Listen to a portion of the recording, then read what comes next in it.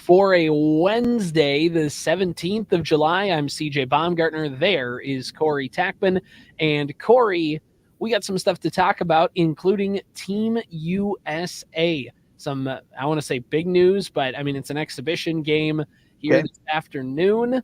The starting lineup has been released, and Anthony Edwards is not in it. Okay. How upset should we be that Anthony Edwards is? He was in the starting lineup in the last game. He is not on this one. Corey, how upset should we be? What's the scale? Like a 1 to 10 scale. 10 being like and a 1 being like meh. Move on with your life. Okay. Is there less than 1? I just want to make sure. Like, is this a Spinal Tap? Can we go less than 1 or crank it up to 11 for completely dire situations? Yeah, sure. Do whatever you want. It's your ranking. All right. 0. Does not register on the Corey scale. Doesn't matter because it doesn't matter for a lot of reasons. A, because it just doesn't. It just doesn't matter. That's the first and probably most important thing. B, it's an exhibition game. So it really does matter. The game itself doesn't matter. C, in any game that is going to matter, he's going to be in the closing 5. Yeah. And is going to there's a world that exists, CJ, where Ant is going to be the most integral part of what this team is doing on a night-to-night basis for Team USA. And maybe he won't be on the closing 5, but it'll be because he led the team to insurmountable lead. And he'll be able to close things out right and then out on the bench, and that's where we'll get to see Drew Holiday put up his numbers or whatever. Like it just does not matter. Look at all of these names that Team USA has. There's some unbelievable names. If Ant isn't in the starting lineup because Kevin Durant has to play, fine. Yeah. Kevin Durant has to start. Okay. We'll all get over it together. Yeah. Yeah. I mean, I'm in the same boat as you. I don't really care about it. I know some people, specifically Timberwolves contingent, want to see Anthony Edwards in the starting lineup. And look, it is impressive that Anthony Edwards, I know it was one exhibition start, but is being considered in the starting 5 of Team USA and kind of a newfangled redeem team here on this squad. But yeah, I mean, it's whatever. Anthony Edwards is going to play a lot of key minutes for this team. He's going to have a key role. And did you see that there was a clip of Anthony Edwards? Because this is all I pretty much have to say on it. It doesn't really matter. It's an exhibition. It'll kind of prove itself worthwhile later. Steve Kerr's rotating around some stuff. Did you see Anthony Edwards is being interviewed by somebody? I don't know if they're getting like programming ready for the Olympic coverage for NBC or whatever. He says he's the best swimmer on the U.S. Olympic team. Do you believe that? That Anthony Edwards, yes. Yeah, he's the best swimmer. I mean, he's not the best American swimmer at the Olympics. He's probably the best swimmer on the basketball team. Yeah, sure, I believe that. Yeah, he says it's between him and Devin Booker. Him and Devin Booker? Yeah, sure, fine. Yeah, great. Cool, man.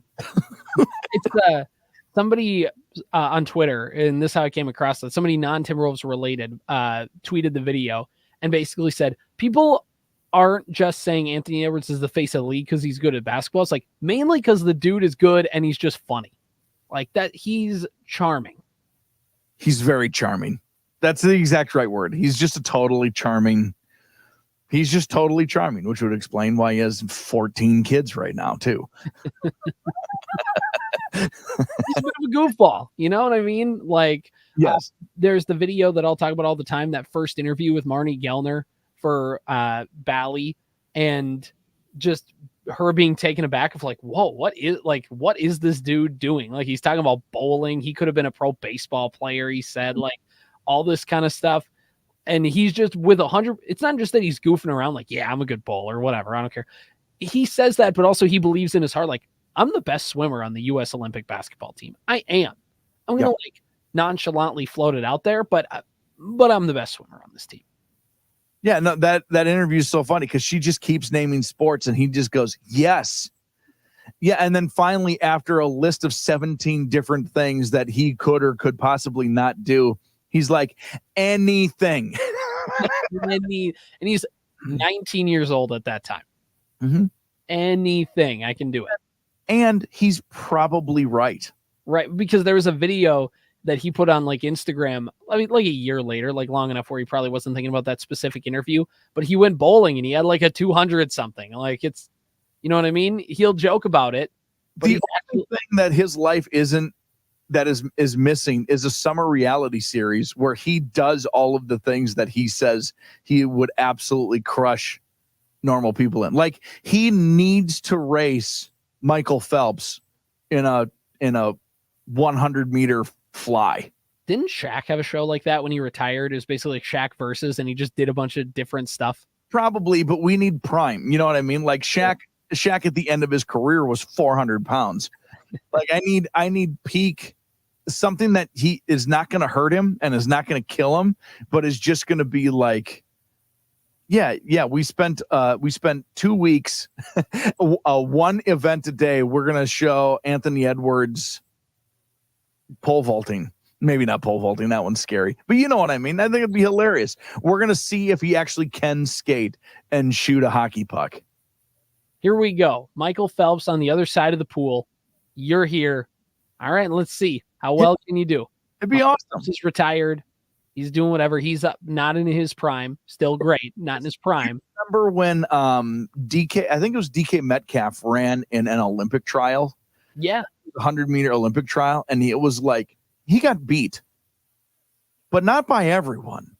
Right. It was good. Like I think that would be with Edwards. It would be like, he's not going to beat Michael Phelps, but it's going to be like, well, that he could compete at a trial. He would never make it. But like, if he was in the 8th lane of the Olympic trials of a 100-meter open, yeah, sure. He wouldn't embarrass himself. You know what I mean? I think it'd be really funny. The dude's a super freak. Yeah. Come on. See what you can do. One more Anthony Edwards Team USA related thing. I sent you this clip before we started the show of Joel Embiid I believe it was today's match, trying to foul bait a little bit, and the refs, who are not NBA refs, they're FIBA refs, because I think they're in Abu Dhabi, not necessarily giving him those calls. And it's an exhibition, which, as we have already determined, doesn't matter. The quick description of the clip is Embiid is crossing the lane, right? I don't know if he gets a little back screen or whatever, but he's crossing the lane kind of at a diagonal, not from the elbow down to the block, but roughly that sort of angle, right? He gets the post feed, and all he has to do is turn over his left shoulder and lay it up and in off the glass. That's literally all he has to do. It's that sort of angle. The pass leads him in the right direction. And instead, he catches it, plants both his feet, and then turns into a trailing Jokic, who is in an exhibition game, not really caring about being in the right place at the right time. Right. And he completely flops, and he throws the ball. It is, I need the Olympic team to win a gold medal, and I need Joel Embiid to come through for my American patriotism here. And then I need that guy to not have a single good professional thing ever happen to him. It's infuriating to watch. I don't know how I know how, but I don't know how, like, he got put on Team USA, but also it just, man, I just can't get behind rooting for a player like Joel Embiid just in that style. It's so not fun to watch. You know what would have been fun? See, when you're as good as you are, he is so skilled and so talented, and won an MVP a couple of years ago, could easily be in every MVP conversation, for a 7-year stretch of his career. And just like James Harden, just insists on playing the game a certain way to the detriment of probably basketball as a whole. Right. It's maybe more efficient. It works, obviously, but it's just not an entertaining product. And anytime you play them, it infuriates the other team. Like, Harden's a good example of whenever the Wolves would play the Rockets back in the day, or the Clippers. It's like, what? Come on. And is it more efficient? Because you also, Joel, have not ever been healthy in the games that matter the most all season. And when all you do is bait fouls and fall to the floor, and you're 7'2" and 295 pounds and constantly trying to play yourself into shape, and you have leg injuries as a big man and you're trying to get those healthy, are you really actually helping yourself and helping the team? Or are you making it difficult as a huge top 1% in the world person to have to pull yourself back up off the ground all the time? Right. You're not helping yourself. Not great. I hate it. Before we get into the next Minnesota Vikings thing that we're going to talk about with Jordan Addison and kind of some updated news off his situation over the weekend, we do want to let you know that we talked about this last week. Zeke is on his way to Cooperstown, New York right now to go cover Joe Mauer's Hall of Fame induction ceremony. He's going to be giving us some content throughout the week. It'll be exciting to talk with him, and we're hoping to kind of get him on the sports desk at some point later this week. But I know, Corey, you've talked to him on the radio. He's given us an update here on where things are at. First of all, he said his laptop died, so he put everything on his phone. Fair. I wouldn't have even used the laptop. I would have just kept it in the case. But he's in Wisconsin right now. He's talking about going down to Cooperstown to look at the Joe Mauer Hall of Fame induction ceremony. He says at 40, Mauer will be the youngest member of the Hall of Fame and the first guy born in the 1980s to get in. He didn't have to wait long to get into the Hall, the third catcher to get in on the first ballot, including Johnny Bench and Ivan Pudge Rodriguez. Special player for a lot of millennials like him. When he debuted with the Twins in 2004, he was a junior in high school and grew up with him as a twin. As newlyweds, his wife and him went to opening day at the Metrodome in 2009, and with Joe behind the plate. Eventually, they'd bring their kids to a Mauer game and just going to Cooperstown, talking about all that kind of stuff. We'll have the full recap of what he wrote at WadenaRadio.com and the Superstation K106 mobile app, so be sure to go check in on some of that stuff. He said today is full of driving and Midwestern tourism. Hopefully he's stopping at the Wisconsin Dells at some point, Corey. Yeah, he woke up at the Wisconsin Dells when I talked to him this morning. His goal for lunch was deep dish in Chicago somewhere. So they're probably actually at the time of recording this, they're probably pulling into one of the famous Chicago deep dish places as we speak. And the goal is to make it to Cleveland and maybe play 9 holes of golf somewhere along the way. But yeah, he a tough day for him. He's well on his way. I put in one request for me. If you have any special requests, you'll have to reach out on your own. But I did request a 6 or a spotted cow on the return trip. Yeah, sounds like an awesome trip. And when we talked this morning, Zeke is a little younger than I am, not that much, but what's so cool about this particular instance with Joe Mauer is that, like Ken Griffey Jr. gets in and guys you grow up watching are making it into these Hall of Fames in all of our sports. It's one of the weird things about getting older is, and as you get older, the guys who make the Hall of Fame become more and more your age. And then it's going to be weird. I'm not that far away from guys being in the Hall of Fame who are now younger than me. That's going to be a strange sort of milestone to get to in life. But not very often. Like, it's Ken Griffey Jr. Everybody loves Ken Griffey, but I'm not a Mariners fan. Right. Or a Reds fan, where he spent the two kind of primary bulks of his career. So to have a guy like Mauer get in, who's a part of your favorite team, one of your favorite players on your favorite team, it hits a little different. It's going to be a neat moment, and it's exciting that Zeke is able to be out there for that and kind of invade that little town in New York. Yeah, him and a bunch of other people going to be invading Cooperstown, New York. Zeke will give us updates throughout the week, and we look forward to kind of getting his recap next week as well. The Hall of Fame induction ceremony is on Sunday, and is there any player you're hoping Zeke gets an interview with, or are you kind of hoping anybody he bumps into, or are you just kind of waiting to see what happens with him down there? Let's see. Pete Rose. Just balls. I don't think Pete's going to be there. No, I don't think so.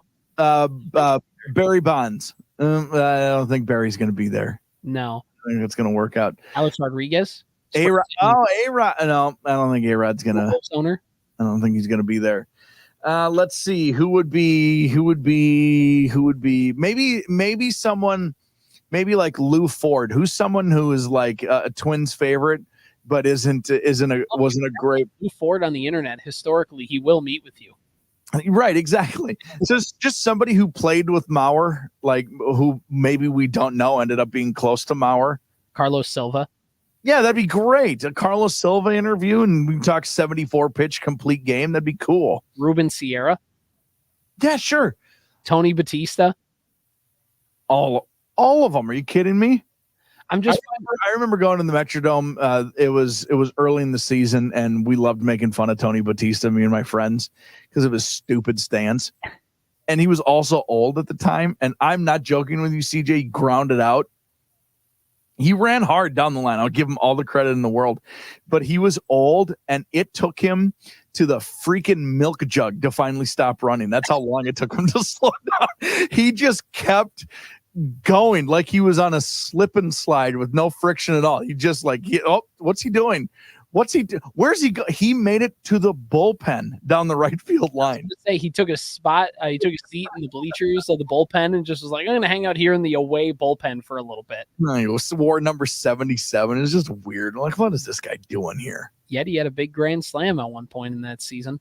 It's so weird with Joe Mauer because, of course, we remember all the good teams. Remember him playing with Morneau and playing with Dozier and playing with, Kadire, playing with, like, all these good players that he's been around his career. And think of the 06 Twins in general. They had Torrey Hunter. They had Joe Mauer, Justin Morneau, Johan Santana. Like, Michael Kadire was solid on that team. Of course. And then they also shared the field with Ruben Sierra and Tony Batista. And that same season where we talk about them being like a legit World Series contender that year. Rondell White, Shannon Stewart. Loved him. Yeah. Loved him because he replaced one of my all-time least favorite Twins in Bobby Kilty. No offense, Bobby. No offense, but he hates you. Yeah, I don't know. There's just a few guys in Twins history that just have not ever I just want Delman Young. Fair. Yeah, that's a totally fair and appropriate qualifier.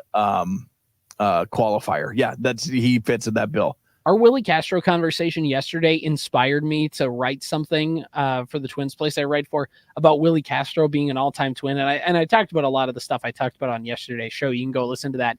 But it made me think of where could Willie Castro have played? I know he could play everywhere, but where would he have found a home on that 08 team? And I was like, could you imagine an infield with him in left field, Denard Span in right, and Carlos Gomez in center? That would have been a great outfield. Would have been a lot of fun. But could you also imagine that he probably would have been playing on the left side of the infield? Because I don't know if you remember this, Corey. In 2008, the Twins had Adam Everett at shortstop and Brian Busher at third base.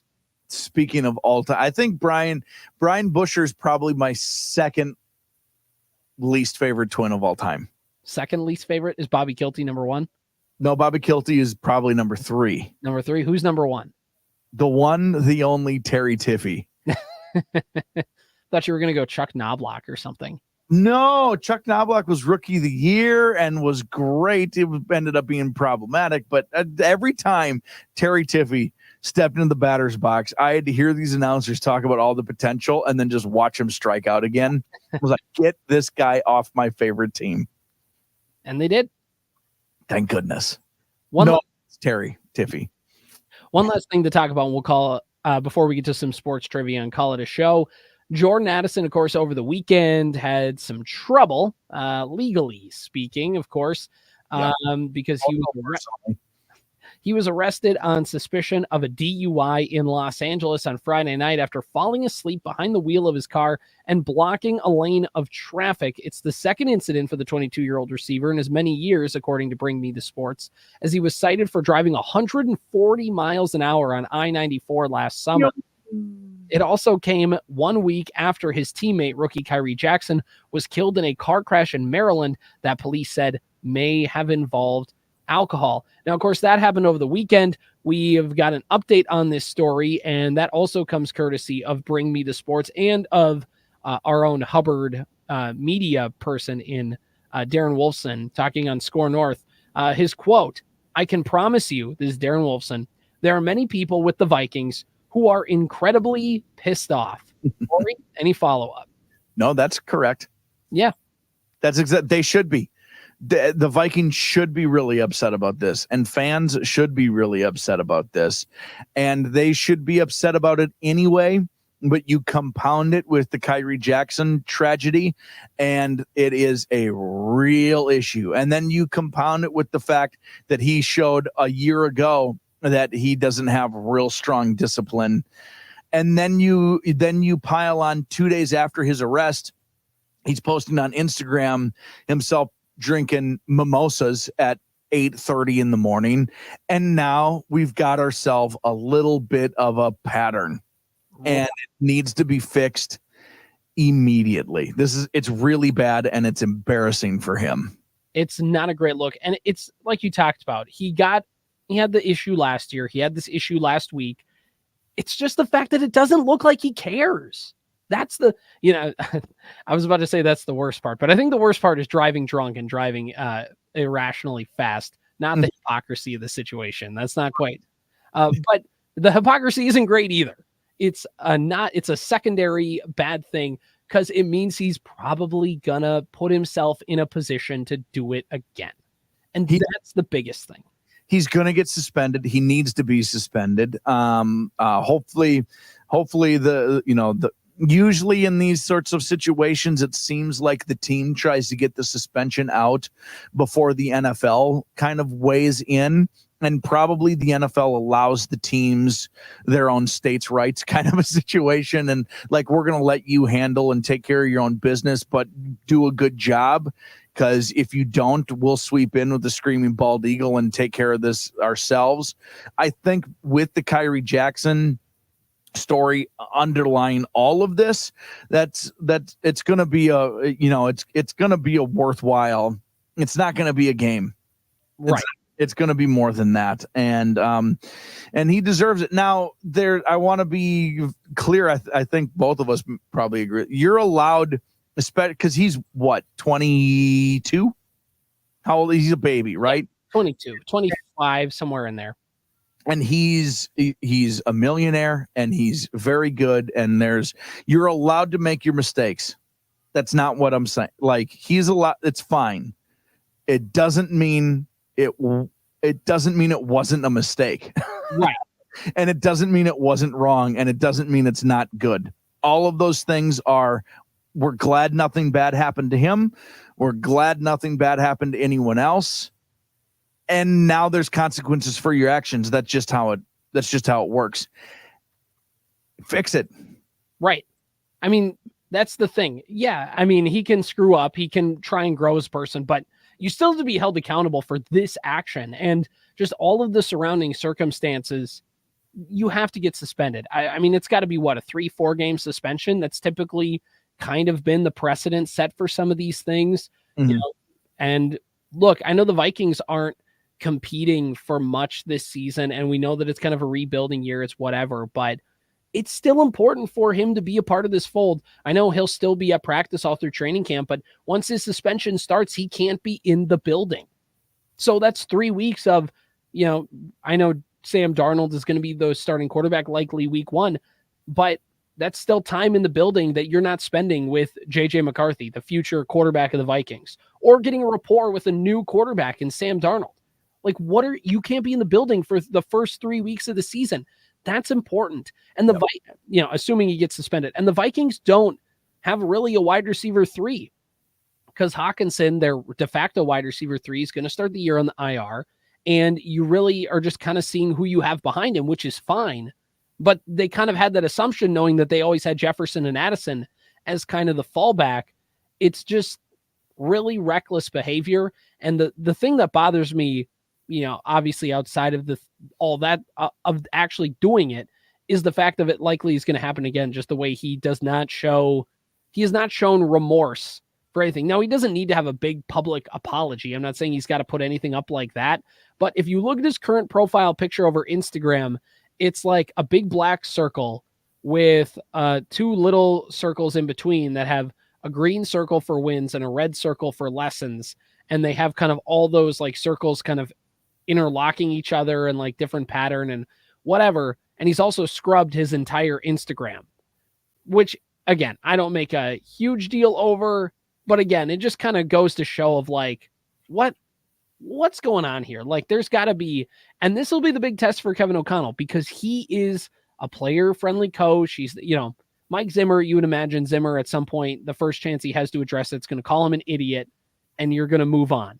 But now with Kevin O'Connell, not saying that he won't, in a different way, in a much nicer way, call him an idiot, but it's going to be interesting. This is kind of the first situation of Kevin O'Connell's tenure as head coach of the Vikings where they kind of have to lay the hammer down on a player.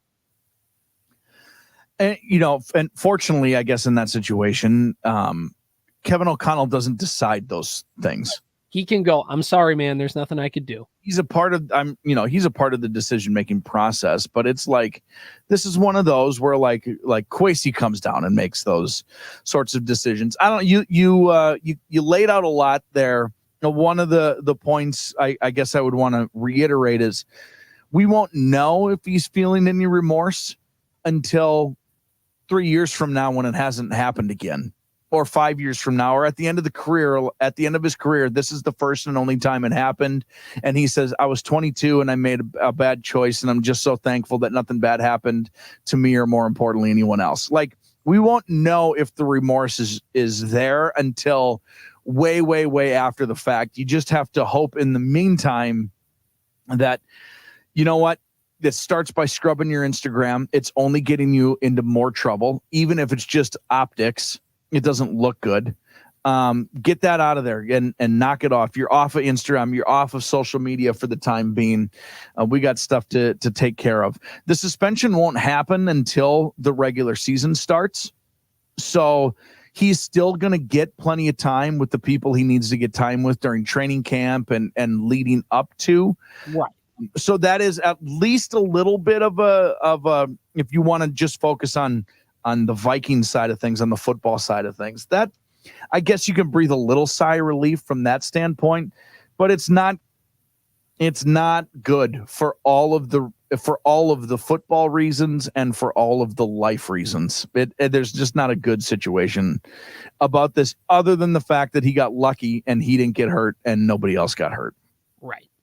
All right, let's finish up the show today, Corey, with a little bit of sports trivia. Lay it on me. What do you got today? From TikTok and Timeout Trivia, I will tell you today, CJ, I cannot help you because when I came across it last night, I saw the first clue and I knew who it was immediately. So you have to just do this on your own. Feel free to shout out the right answer or your guesses as they come to you. And as always, this is 3 clues with the final answer. Here is your first clue. I was a pitcher in Major League Baseball for 17 seasons, and I played for the Athletics, the Braves, and the Giants. What comes to mind? Is there anything that comes to mind after that clue? What's his name? Kane? Is that Matt Kane? Something like that? I can't remember. Matt Kane. Matt Kane is an incorrect guess, but I like you. Your brain's spinning already, so that's good. Our next clue is I was a 4-time All-Star and finished top 5 in the Cy Young voting 3 separate times. Okay. Is it Barry Zito? That is a great guess. You are certainly in the era, and I mean you're right around it. You're right around it. Okay. No other guesses? No. Okay, so then basically this last clue is not going to probably help you anymore because like I said, you're right around it already. But maybe. All right. The Giants. Okay. I started my career in 1999 with the A's and finished in 2015 with the Giants. Who am I? Barry Zito is a great guess. That's where you need to focus your thinking on. Oh. I don't have a countdown timer, but I mean, what was the guy from Moneyball? Is it Isringhausen? Isringhausen was out of the bullpen. This is a starter. Is a starter. Yes. He's one of their he's one of the big three. I think they called their starting pitchers the big three. Once you tell me, I'm gonna know who it is, but I am not. It wasn't Barry Zito. It wasn't Mark Mulder. It was Tim Hudson. Now I'm mad at myself. Of course it was Tim Hudson. Yep. Of course it was. Who else could it have been? Who else? I mean, literally nobody else based off the characteristics you gave. Literally off of those clues, and the final answer being Tim Hudson. There it is, by the way. Tim Hudson. Focus. Shout out Timeout Trivia. It's my new favorite channel on TikTok. This has been the Morning Sports Desk for Wednesday, the 17th of July.